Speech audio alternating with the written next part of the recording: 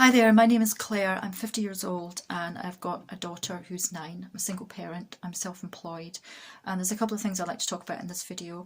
But first of all, I really massive gratitude to you, Anna, for the work that you're doing. You know, your videos are so professional.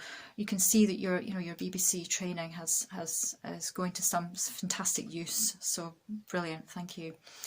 So a couple of things I want to talk about. I'm going to try and keep it quite brief. The first thing is my job in a children's nursery. I'm self-employed. I work in a children's nursery part-time as a support worker, and I also work as a therapist running meditation retreats. So I'm obviously not running meditation retreats at the moment, and I am furloughed from my job in the children's nursery. And the nurseries in Scotland have gone back, but I am not currently working there, mainly because in Scotland there's very strict rules. Employers have been asked to ensure that all their employees are 100% on board with the track, trace and isolate system, of which I am not. So my employer is very kindly continuing my furlough pay until the end of August while I make a decision. Well, I'm not going to be tracked and traced. I'm not a cow, and I absolutely do not believe that the tests work. So the problem that I've got being a single parent is, the fear I have rather, is if I get tested positive and my daughter gets tested negative, then what happens? Do social services come in? Does she get taken away? These are real questions that must be asked. I certainly know these things are happening in other parts of the world, and I think if people believe or think, oh, that's never going to happen here, that wouldn't happen here, they are really dangerously naive, because yeah, this is very worrying. So I have not agreed to the track and trace thing, and I don't know if I will, so I may be out of a job there, who knows. The other thing I wanted to talk about was my one of the reasons that I'm actually into the whole truth movement is thanks to the BBC. Because I worked at the BBC in my 20s, I was a BBC News pitch editor for BBC National News, World Service News and News 24.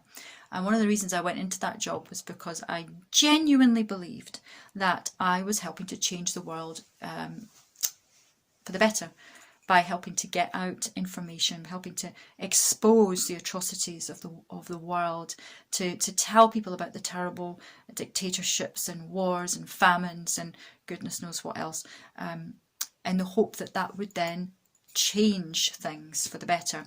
And the turning point for me was really working in through the Bosnian War and seeing how, hang on a minute, this is another war, and we're just presenting the story over and over and over and over and over and over and over, and what's it actually achieving by reporting on it.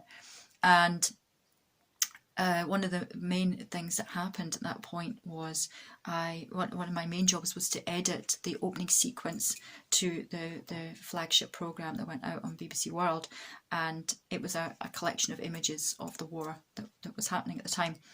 And I was working with a journalist, and we had our total head of BBC World programming come to us personally and say that she wanted a specific series of shots that she'd seen on a feed that for her perfectly exemplified the beauty of war.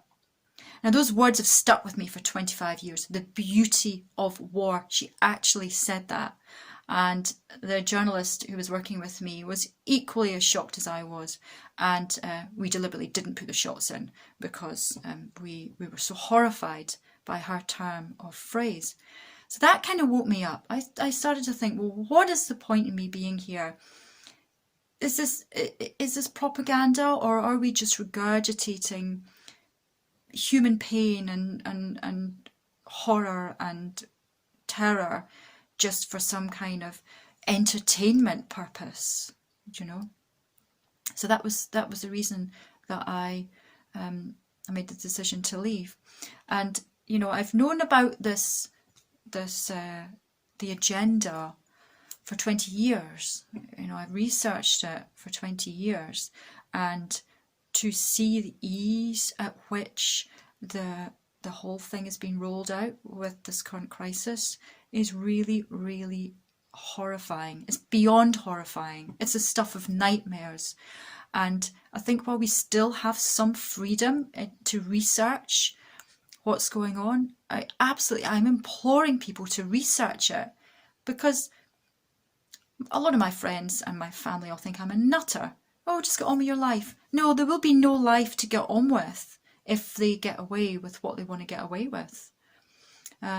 But leaving on a positive note, I want to say that, you know, life is like editing. You know, you can choose, you can make a choice for which shot, which image, which future you want, and you can focus on the negative or you can focus on the positive.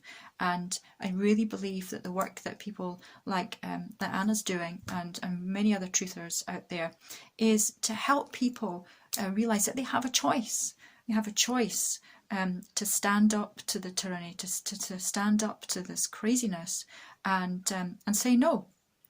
And we take our power back, and make the future that we want for the entire human race. So again, massive thanks to you, Anna. Bless you.